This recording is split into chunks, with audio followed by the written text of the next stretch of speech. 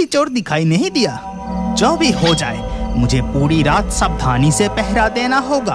तभी कहीं से एक मीठी सी सुगंध सुनहरे सेबों के पेड़ की ओर बहकर आती। लगता है ये मधुर सुगंध आंखें बंद करके महसूस करता ही रहूं। लाल कमल उस मीठी सुगंध में मोहित होकर पेड़ के नीचे सो जाता है। अगले दिन सुबह उसकी नींद खुलते ही देखता है कि पेड़ से एक और सोने का सेब चोरी हो गया है। ये खबर सुनकर राजा और नीलकमल वहाँ आते हैं। सेबों की चिंता से मेरी नींद उड़ गई। उस चोर को किसी भी हालत में पकड़ना ही होगा। पिताजी, आज मैं पहरा दूंगा। मैं अवश्य उस चोर को आज रंगे हाथ पकड़ूंगा। फिर धीरे धीरे रात हो जाती है और रात गहरी होते ही वही मीठी सुगंध सेब के पेड़ की ओर आती है। आधी रात को ऐसी मीठी सुगंध मुझे बिल्कुल भी ठीक नहीं लग रही। मुझे अभी इस वक्त यहाँ से हटकर सुनहरी सेबों पर नजर रखनी होगी। ये कहकर नीलकमल एक पेड़ के पीछे छिपकर सेब के पेड़ की ओर देखने लगता है। तभी वो देखता है कि एक सुंदर नीली चिड़िया एक सोने का सेब चुराकर भाग रही है। तभी राजकुमार उस नीली चिड़िया की ओर तीर चलाता है। तीर उसके शरीर पर नहीं लगता, लेकिन एक नीला पंख टूटकर जमीन पर गिरता है। फिर धीरे धीरे सुबह हो जाती है। राजा और लाल कमल सेब के पेड़ के पास आते हैं। तब नीलकमल ने कहा, देखिए पिताजी, ये अत्यंत खूबसूरत नीली पंख को देखिए। ये तो हमारे सुनहरे सेब से भी अधिक सुंदर है, जैसे सिर्फ इसे ही निहारते रहूं। ये किसका पंख है? तुम्हें कहाँ से मिला? ये पंख हमारा सुनहरा सेब चोर का है। कल रात मेरे तीर से वो किसी तरह बच के भाग तो गया, लेकिन इस पंख का सुराग पकड़कर मैं उसे जरूर ढूंढ निकालूंगा। मैं बड़ा हूँ, तुम मुझे ये नील पंख दे दो। मैं पहले नीली पक्षी की खोज में निकलूंगा। नीलकमल वो नीला पंख लाल कमल के हाथ में दे देता है। लाल कमल उसे लेकर नीली चिड़िया की खोज में निकल पड़ता है। घने जंगल के रास्ते पर चलते हुए लाल कमल, नीली चिड़िया तुम कहाँ हो? चिड़िया तुम कहाँ हो? तभी एक कौवा पेड़ की डाल पर बैठकर लाल कमल से कहता है, राजकुमार चला नीली चिड़िया की खोज में, लेकिन बड़ी चालाक है वो। पत्थर बना देती है कुछ भी बोले तो। ए कौवा, क्या बकवास कर रहे हो? तुम्हें कैसे पता कि मैं नीली चिड़िया की खोज में जा रहा हूँ? मुझे सब कुछ पता है। मुझे ये भी पता है नीली चिड़िया कहाँ है, और ये भी पता है वो नीली चिड़िया तुम्हें पत्थर बना देगी। मतलब वो पिद्दी सी नीली चिड़िया मुझे कैसे पत्थर बनाएगा?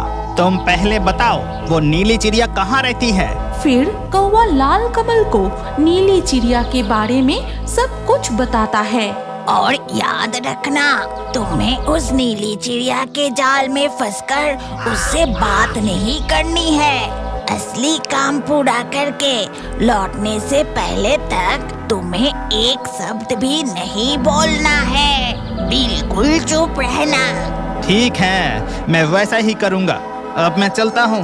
ये कहकर लाल कमल जंगल के रास्ते पर नीली चिड़िया की खोज में आगे बढ़ने लगता है और वो मीलों रास्ते पार कर कौवे के बताए हुए स्थान पर पहुंचता है। हे भगवान, ये सब कौन है? यहाँ कितने सारे पत्थर का मूर्ति है। वो रहा, वो जलाशय भी है, और वो रहा, वो गुफा भी दिख रहा है। मैं थोड़ा आगे जाकर देखता हूँ।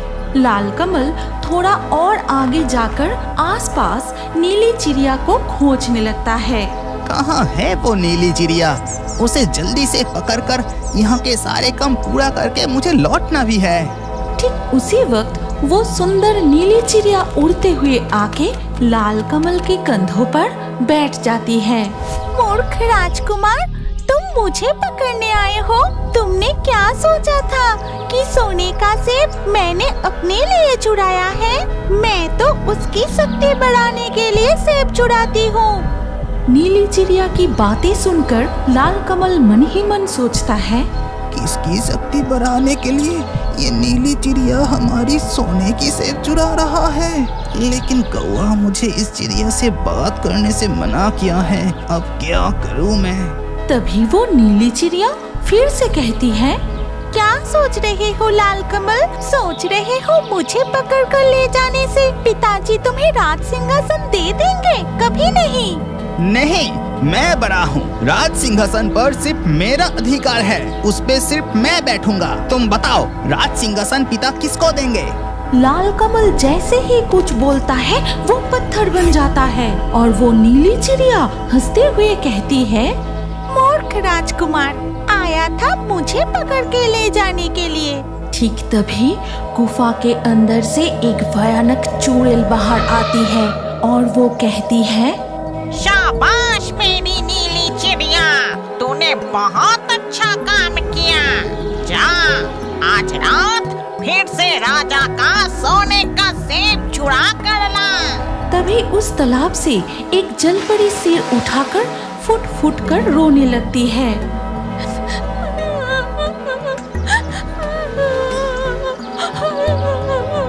तुम बस यूं ही रोते रहे, यहाँ से तेरी मुक्ति नहीं होगी। तुझे कोई नहीं बचा सकेगा। उसी समय देखा जाता है कि कोई एक काले चादर में लिपटा हुआ चुड़ैल के पास आता है और चुड़ैल डरते हुए उसे 2 सोने के सेब दे देती है। उधर कलिकापुर राज्य में राजा सूर्य प्रताप। 1 सप्ताह बीत गया, मेरा लाल कमल अभी तक नहीं लौटा और इधर मेरी सोने की सेब हर रात चोरी होते ही जा रहा है। क्या करूं मैं? पता नहीं मेरी चिंता कैसे दूर होगी। पिताजी, अब चिंता मत कीजिए, मैं जरूर हमारे सुनहरा सेब चोर उस नीली चिड़िया को बंदी बनाऊंगा और बड़े भैया लाल कमल को भी वापस लाऊंगा। मैं आपको वचन देता हूँ। ये कहकर नीलकमल नीली चिड़िया की तलाश में निकल पड़ता है। वो जंगल के रास्ते पर चलता रहता है। ठीक उसी समय पीछे से उसे सुनाई देता है, राजगढ़ के ऊंचे पहाड़ों से बहती झरने की धार